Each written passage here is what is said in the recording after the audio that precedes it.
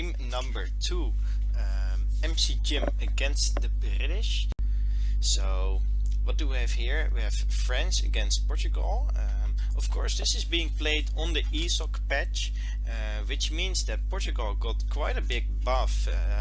The most notable thing is their villagers now cost less food, and on the other hand France has got a handicap.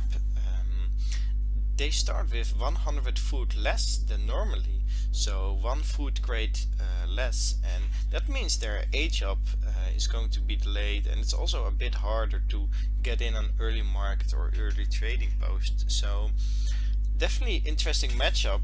It used to be quite in favor of French. I mean, Portugal was just not really a good civ, and French was quite a good civ.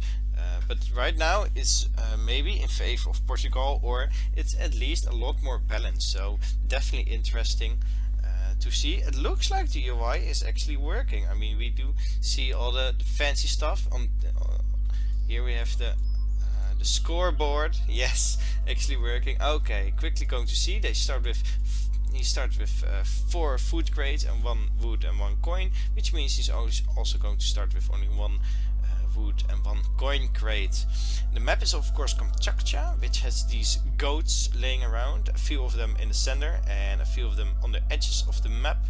And in the center of the map there's always a good treasure. In this case 90 wood, definitely very good treasure for both, I mean for all civilizations really.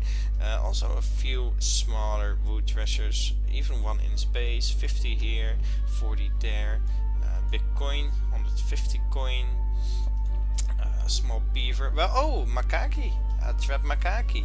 So that's either Duber, the pet monkey, or the other guy, I'm not quite sure. I hope the game is not frozen. Looks like it's coming up now. Yes, there it is. Looks like one person still had to load. Immediately going for the macaque. Of course, a very good strategic discussion. I mean, don't mean discussion, of course, but you know that it's actually Freitag, the pet macaque. Okay, definitely a good one to use against treasure guardians. It's got 18 attack against treasure guardians, 6 times 3, which is the same as explorer in melee combat. So definitely a good small thing to have. Of course, also very good to scout the goats around. So yeah, going to help him. We see a forward market coming up here for the line of sight probably. Also he is hunting this hunt, so that's just why he's quite far away from his town center. It's not a huge deal, but I would like to see him just hurt this one better. I mean, these are the Garja goats, so you just have to kill them as quickly as possible, because otherwise they run away. And here we have the caribou, so I would like to see him just hurt this instead of that, but that's a small thing. Looks like he's either going for, oh no, he's of course going for hunting dogs. Already got it in. He had to chop a little bit of wood, which will delay his age up time maybe. But of course early hunting dogs really going to help his economy. We see France also going for the hunting dogs. I'm just going to see here. Shipment sent, text being researched, nothing yet, but yeah, the text completed. Hunting dogs after 1 minute, definitely good for him. House coming up. Let's look at the treasures. 40 wood and 50 wood both being picked up by the British already, which means a trading post in transition is going to be a lot easier. Definitely good for him. Where we see the British now going for 35 food, but of course maybe he might be able to steal it. He is wandering around. I'm not quite sure if now he is not got it scouted, so I'm not going to pick that up. There is one more goat here, and there's one more goat here, and all the rest of the goats are being picked up. Looks like the British only got the 1 goat, yes, and we already see 4 in his base and 1 lone goat still walking towards his town center. Now he's even picked up this one, so definitely a huge goat advantage for MCJim here, which means that he can either decide to really gather them up quickly in the first or second age just to be faster, or he can get them in H3 after like 10 minutes, and then suddenly get out a huge mass. There are a lot of things you can do with those ghosts. They just provide a little bit of extra food, so definitely good for him to have so many of them. He's got 6 left and he's eating one right now just to speed up his age up, so definitely interesting. We see the British already aging up. You see that by this big green line filling up here. So he might be going for a trading post. Another wood treasure being picked up by him, 85 wood, so he can now straight up go to either this townsend or this trading post site or this one and build a trading post. I would like to see him do that. Let's take a quick look at his deck. We do see Eco Fairy has been sent, his only card in H1. Interesting cards in H2. I'm not quite sure if I like the sustainable agriculture. I would rather like to see 600 wood, for example. Spice Trade can be a good card. 3D card is quite funny. Of course, the 4 Mamelukes, it says 5, but it's really 4 Mamelukes. Interesting card, but the Ronin, also one you don't see very often. Definitely interesting card choice by him. Looks like MCJim going in for the steal. He might be able to actually snipe it. Yes, he's going to totally snipe this, and the British, he actually had to get out because only got 25 HP left, so a sneaky steal by MCJim there. Definitely nice for him. Yeah, saying really, yeah, it's of course not really fun if it happens to you, but it's all fair and it's part of the game that you have to take control over your treasure. It's not like the one who first scouts it can get it. I'm not quite sure if he's saying that for fun or not, but yeah, he is. Okay. We see him going for a lot of market attacks already, steel traps coming, and also got gangs also. Definitely a good market for him. And MCJim also going for the steel traps, but instead of Gangsaw he has Placer Mine. So I'm really curious to see what the British will do with his Gangsaw. I mean, it's wood cutting upgrade, so yeah, he really has to cut some wood to actually make use of it. So maybe he's just going for more trading posts, or not going to send a wood shipment. I really don't know. I mean, we see the classic barracks stable coming up for MCJim. I don't think the British has it scouted yet. He's placing his scout here on a very clever position, so he can see any incoming raids or units coming through this way. Yes, he's got it scouted now. He's seeing the stable and the market, of course, and the barracks. And the first units should be popping out soon. Let's just see units in queue.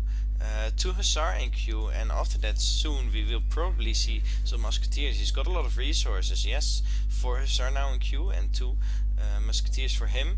And again, the British has got these forward military production facilities, and I really don't like this, because if MCJim decides to push out here, he can take down this stable and this barracks, maybe even without being attacked by the town center. But the Binnenmen will be less effective, units popping out will be less effective, villagers popping out of the town center is less effective. So everything is just a lot harder to defend if it's on the front of your town center. I would like to see that stable being placed here and the barracks like here, where it's more defendable, right? I mean, this distance does not matter for your military units walking, especially the Hussar, which are very fast.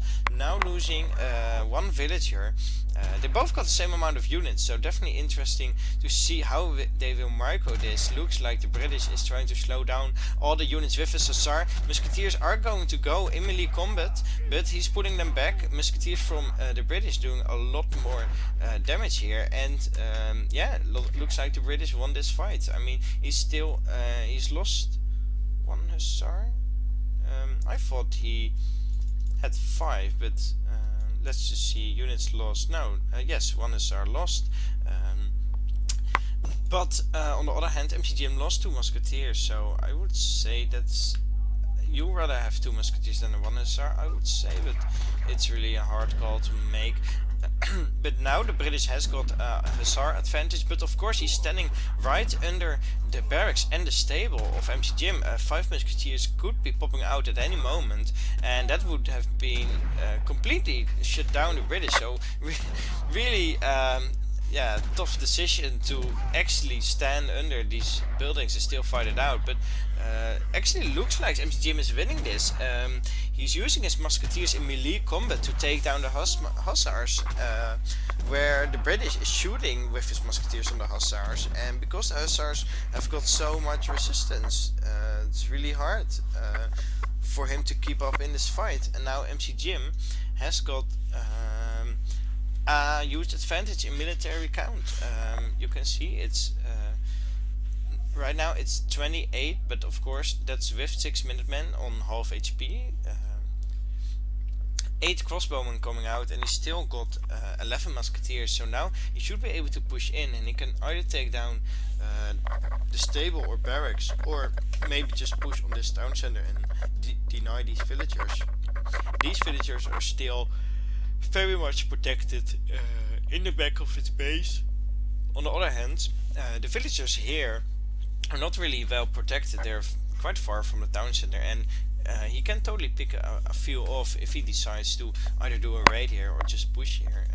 We see the British even going for another hunt. Walling it up, I like the decision. I think just a lot more secure this way. Still another forward barracks. I mean, it's not really forward anymore, but still I would like to see it just go down here, where it's much more defendable, also with between the town centers. Losing another villager due to raids, and even losing all of the musketeers right here, just because they were standing there, and calling GG, just not GG he's saying, but well, I think he, by standing under these buildings he kinda threw it for himself, and I'm really interesting to hear what he has to say now. And let's look at the military unit count.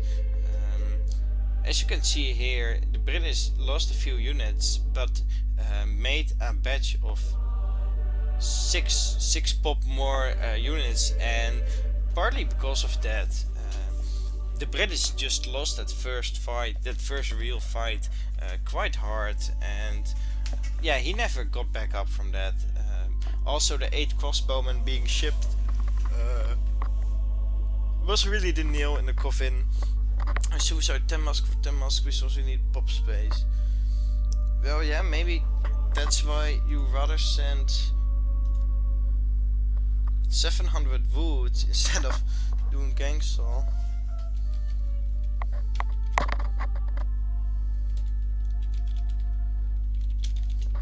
Yeah, going out now. I hope they will play another game, and I can cast it. We will see about that.